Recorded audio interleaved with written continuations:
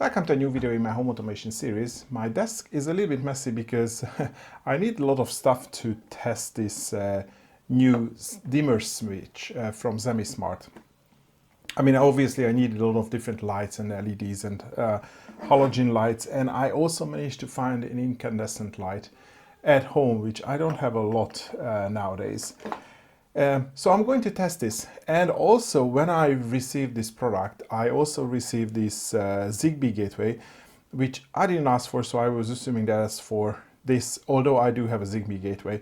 And just today I got another package and I received a second one, and this is the European version. And I was like, when I unboxed it, I already noticed that this is the US version, like, you know, like a landscape layout. The European versions are more usually more like square. But now I have both of them, so we can look both how it works. But I think I'm still going to use this for testing, so you can see how it works. So in this video, it's going to be the usual, review, unboxing, how it works in the Tuya Smart app, because this is a Zigbee unit with a Tuya Smart app. I also tried to use this in a Zigbee to MQTT and it didn't work. So unfortunately, it's maybe this dimmer function is not supported yet. So in this video, I'm just going to, focus on Tuya Smart. And at the end, I'm going to switch over to this Zigbee gateway as well. And we are going to see how it works with this one. So I think before we start, I just quickly want to go through the listing. Let me just make this not full screen. No. You should stay here. Okay, so this is the, they still have they have some promotion going on at the moment, which I didn't know about in time. And I think by the time I release this video, it's going to be, this is going to be over. Just ignore that. So this is the dimmer switch, Zigbee 3-gang, and of course, through Tuya, it works with, Google Home and Alexa and all the other systems. And well, if you have Alexa, I think you can pair it directly to Alexa. And it's 30 USD, and you see you have the the US version, and you have a European version, which only differs by sort of this screen layout. You can see the different versions here. And it also shows you some of the Tuya interface, which we are going to look at in details anyway. So I don't want to spend too much time on this one because it has a lot of functions. So it's going to take some time until I get through everything. And then finally the Zigbee hub, it's 35 USD at the moment.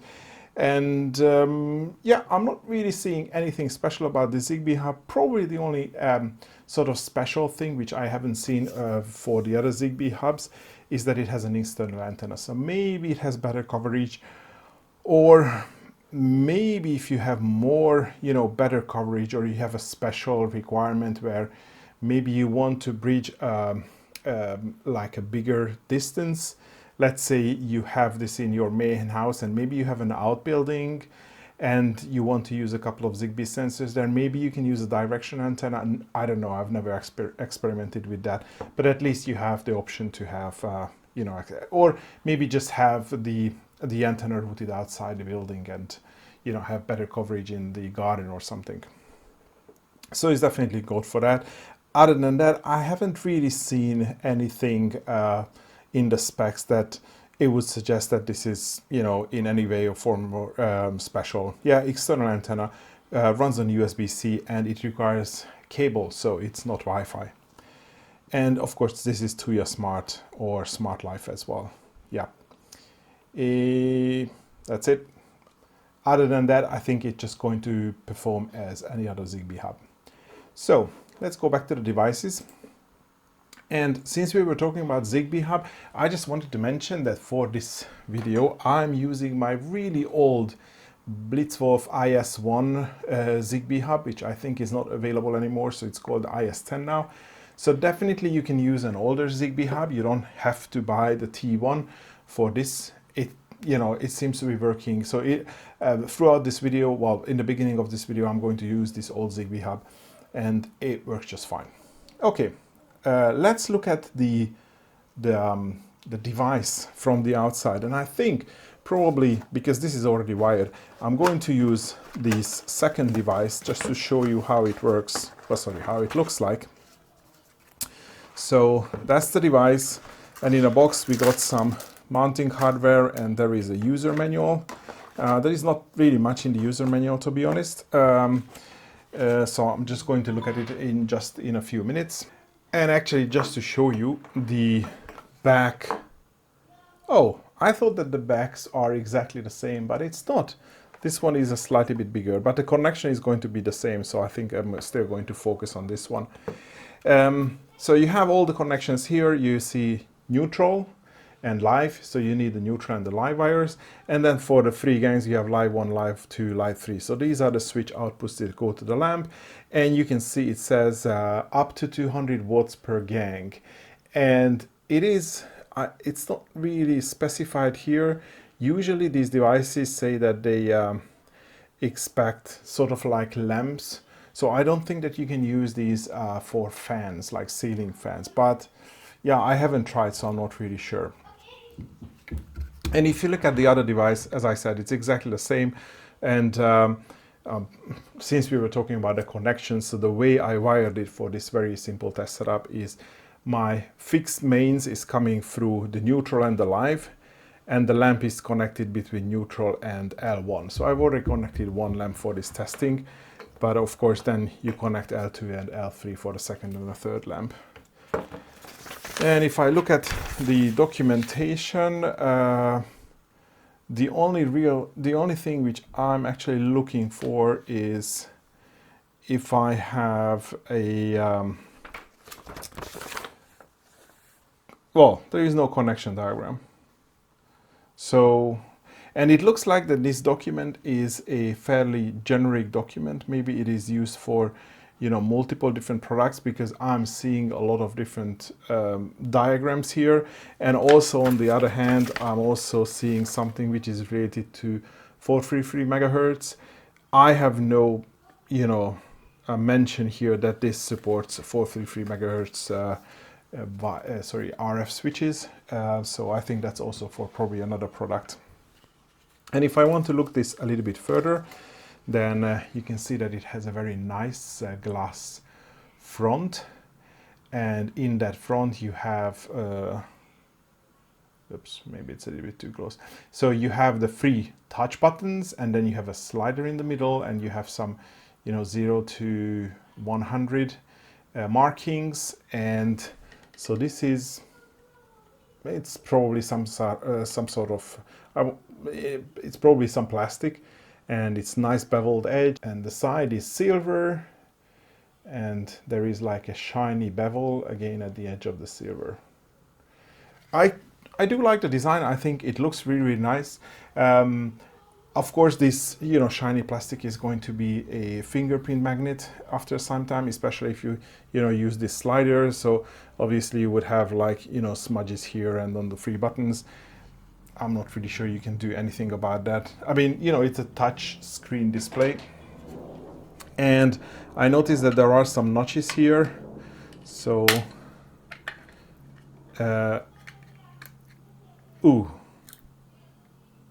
So this is how you separate the top from the bottom.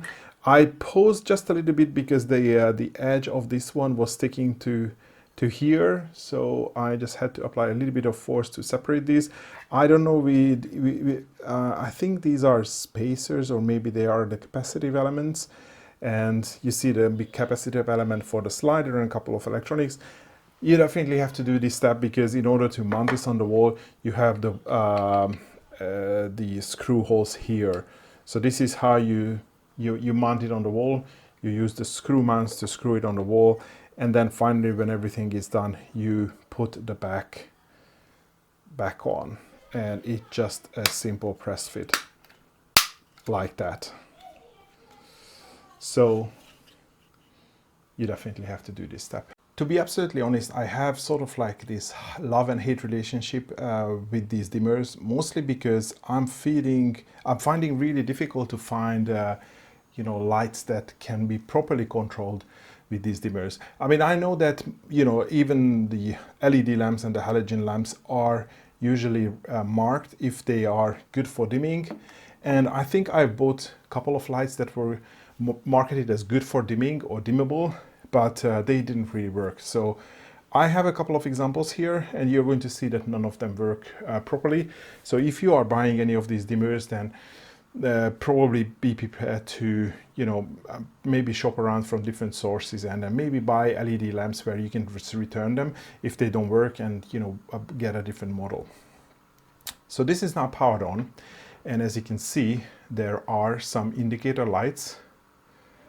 So these blue indicator lights, and when I turn it on, then it turns white. Well, this is also configurable, so I configured it that way. And then I can also use this slider to also change the brightness. So, and if I turn it on and off, it fades in and fades out. I cannot control the duration of this fade, but you can see that. And I can do all the way to the top. And when you touch the slider, it also gives you a visual feedback of the brightness that you set. And then I can also bring it all the way down. Maybe not that much. And I think you can see that it actually glows very, very faintly. So in order to control, traditional incandescent lights, it is really good. So I think these are probably the best lights to control with these sort of devices, because it is really responsive. There is a lot of range that you can control, and the effect is really, really nice. It looks absolutely fantastic with traditional incandescent lights. Okay, so let me switch this off. Let me show you how it. Oh, it is already getting warm. So let me show you how it works. I mean, this is the generic LED filament light bulb. I don't think this is anything special. I don't think I bought this as dimmable.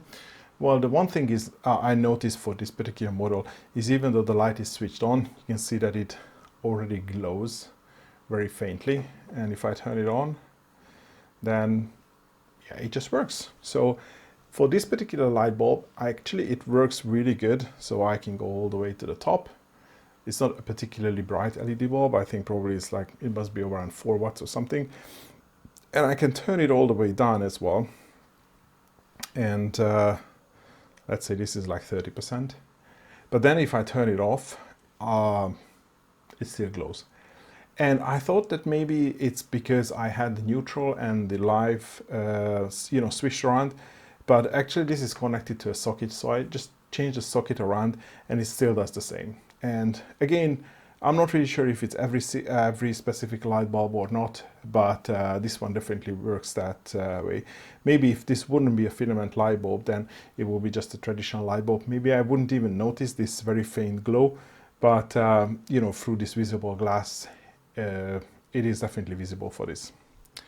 Okay, so, and let me change to so I do have a couple of halogen lights. So this is I bought this at a local store. It's branded to their own store name. So I don't know. So this one is not really dimmable. So what if I bring it down to like a lower brightness, it seems to be working. But then if I put it all the way up, it is brighter, but the change is not. It's not huge. So I don't think this bulb is really good for dimming. Probably it doesn't support dimming. So let me turn it off, and then you can see, I don't know, maybe you won't be able to notice in the recording, but as it fades out when I turn it on and off, it flickers at the end. It's quite noticeable. So I wouldn't use this particular one with the dimmer. But then I have this other one. That's one from IKEA. And this one doesn't really like dimming either. So it does flicker in the beginning. It's not that bad. But if I bring the brightness down, doesn't really change the brightness. There is some change, but not a lot. And if I bring the brightness down, it also starts to give some buzzing sound. So, I mean, again, I could try with, a bunch of other lights.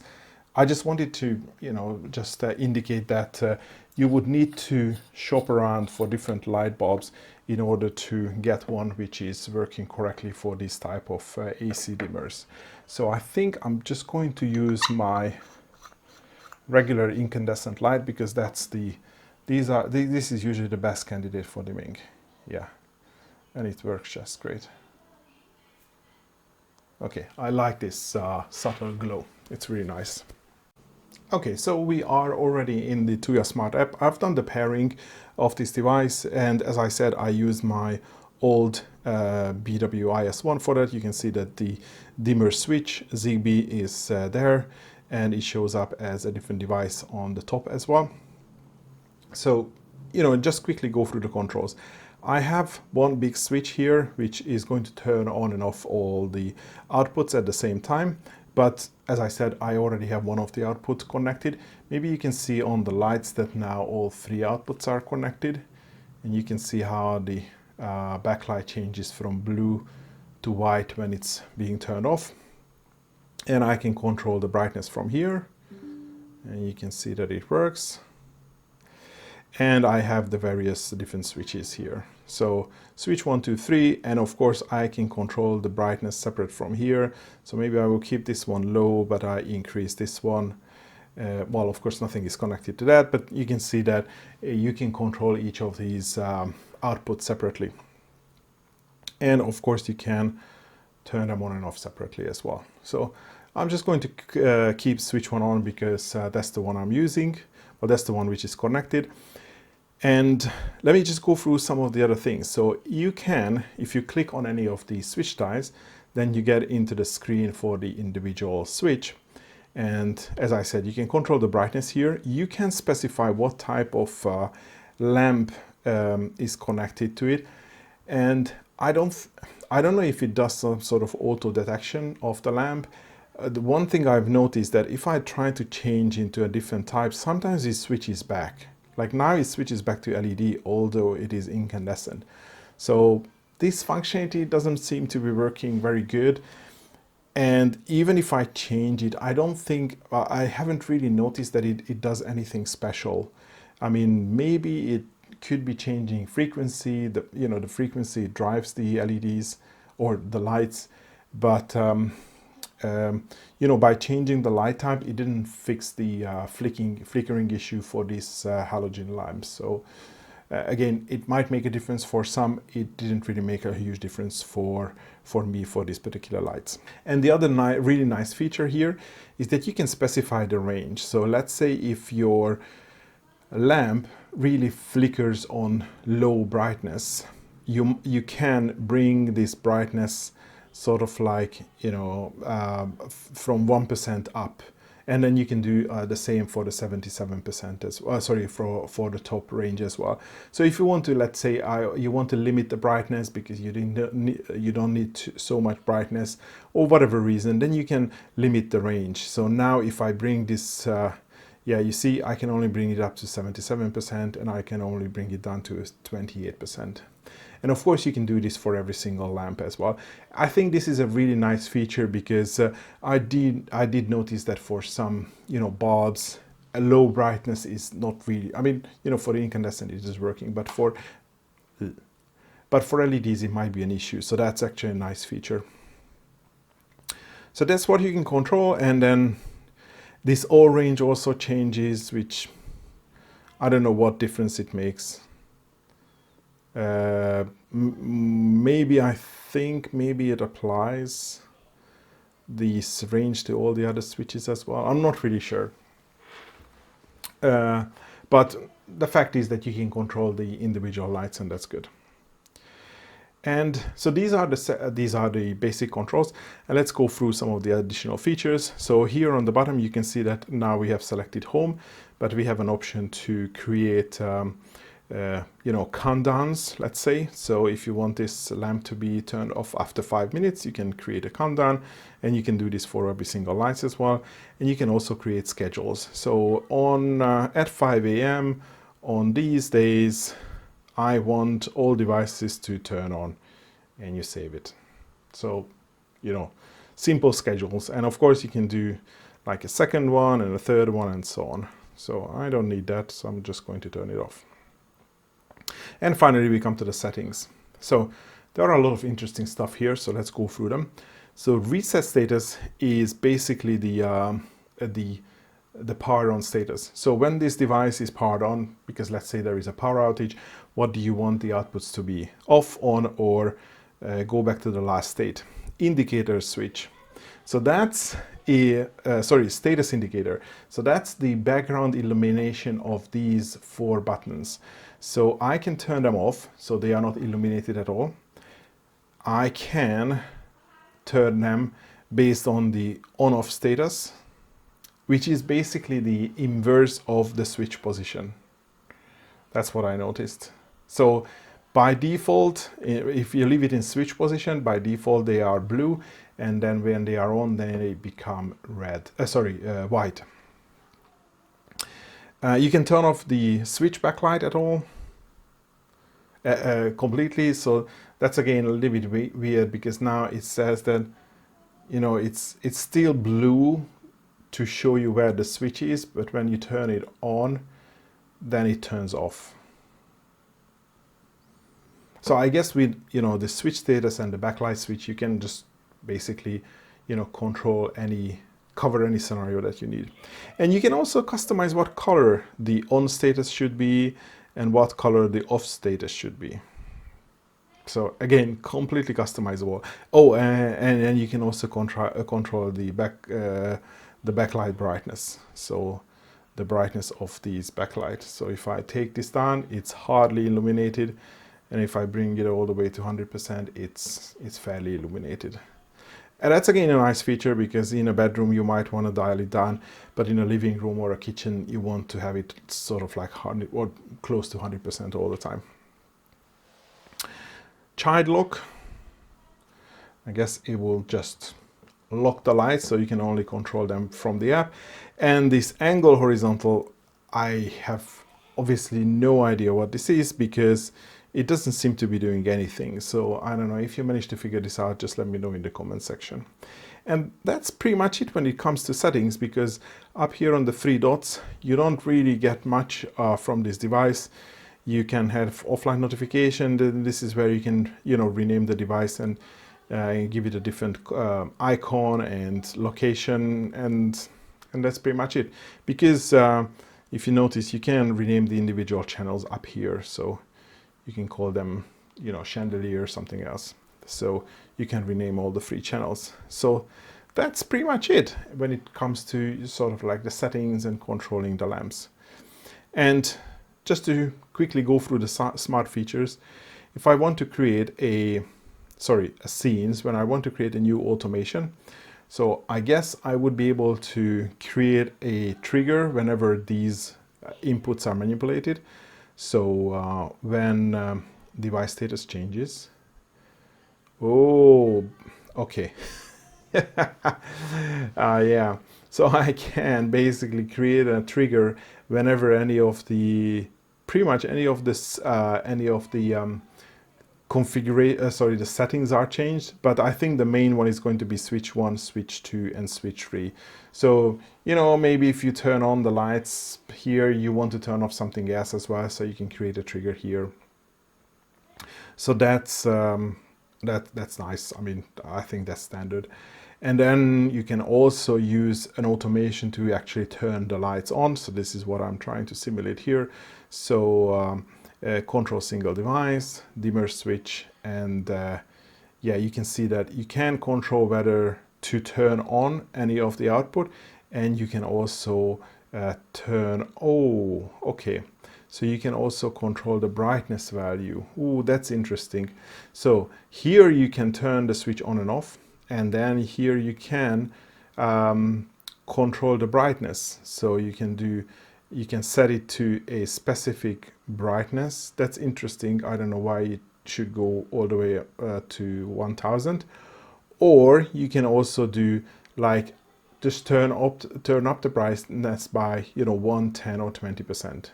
So the turning up and down, I think it's also quite useful, because let's say if it's you have like a motion sensor, you can set the motion sensor to turn on the lights, and then maybe when no motion is detected anymore, instead of turning off the lights, maybe you can just reduce the brightness, and then maybe have another trigger after 10 minutes or 5 minutes just to turn the lights off completely. So you can easily do this with this type of automation, and actually that's nice. I don't remember I have seen this up and down in previous dimmer switches. It's usually just that you can set it to a specific brightness, but if you have already played around with the brightness, then you can just dim it down instead of setting it to a fixed value, which could actually be higher than what it was set previously.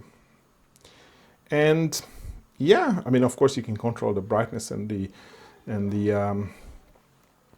these colors as well, the backlight, which I thought it's not really useful, but actually maybe what you can do as well is that you can have an action which turns off the brightness, dials back the backlight in the evening and then brings it up to 100% again in the morning. So yeah, that's also quite useful feature as well. And I guess this slider is nice. This only goes to 100% and doesn't go all the way to 1000. Maybe this 1000 is not brightness, but it's brightness with 1 decimal degree. So 1000 is actually just 100. So you have to play a little bit around with this in order to figure out how to set this one. But I think the functionality is decent. It's fairly good. So I have no issues with it. It's good. It's nice.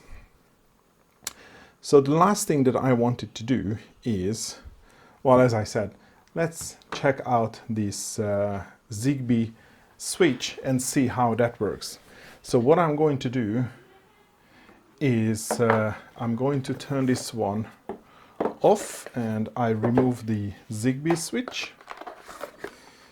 And the only thing which is here is a USB-C cable. So I think I'm going to use my own USB-C cable for this testing. Just bear with me. I have yep.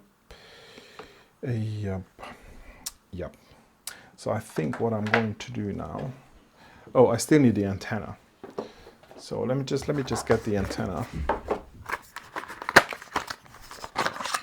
So the antenna is here, and I also have a piece of Ethernet cable here, which I don't need for now, but I can just quickly screw this on. Okay. And the only reason I'm a little bit puzzled because I have two USB. Actually, I think I'm just going to use my laptop to power this Zigbee hub. And I think as soon as I power it, then it should appear in my EV-Link app. Sorry, EV-Link TUI app. So this guy is powered now. So I think if I do plus and does it have a It doesn't have a QR code. So add device and gateway controls. Wireless Zigbee gateway. Maybe I'm going to choose this. Confirm if I have a blinking light. I mean, this is powered, so I think it should be working now. Oh, there is a very faint LED up there. It is not really, well, it is on at the moment. So let's try to, okay, that was quick. So the Zigbee hub is already added. Because I want to repair this device to the new Zigbee hub, just so that we can see how it works. Okay. Oh, good. That was quick. Yep. Oh, no, I don't need that. Okay, so let me just rename this. Oh, it's a nice screen. So a Zemismart T1 hub. I will probably remember that this is a Zigbee hub. So yeah, there is nothing really. Oh, replace and damage gateway. Oh, that would be interesting. Oh, so I mean, of course, if you have a Zigbee gateway and if it's broken, then it is really inconvenient, because then you would need to basically re-migrate all your devices to a new Zigbee hub, which I need to do with this particular device. But if it has this migration function, that would be great, because then you just, maybe you can, retrieve the configuration and then move it into a new device, which could save you a lot of time, especially if you have a lot of the Zigbee devices that are hidden in, behind switches and stuff. I mean, that would be a nightmare just to get all of them out so you can press the reset button to repair them. So that's a nice functionality. I've never heard about this one before. Certainly haven't tested it before. Okay, so I need to figure out how I can get this device to be pairing again. But I think if I delete it, then it goes back to pairing again. So remove device, disconnect and wipe data. Yeah, let's do that. Okay, and then Zigbee hub. And yeah, you can see that it does this color cycling. I mean, you can't really see that, but it changes colors: blue, green, red. So that's in pairing. So start the pairing process.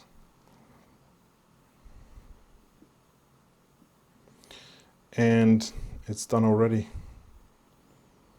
That was quick.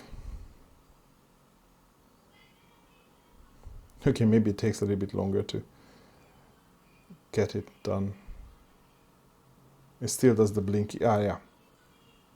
I think now it's ready. Oh yeah, the brightness is done, all the way done. Yeah, that was quick. Okay. And as you can see, the interface is exactly the same as one before. So it just shows, I think the settings are reset because the status indicator was set to this position. But other than that, yeah, it is working. So it was that easy just to, move this device into the new Zigbee hub. I mean, to be honest, the only reason I did that, because I just wanted to show you that well, as I said in the beginning, you don't necessarily have to buy a Zigbee hub just for this specific device. So if you already have one, it seems to be working with older models as well. But, there is not much I can show about a Zigbee hub, because it's not really the hub which does the thing, it's all the devices.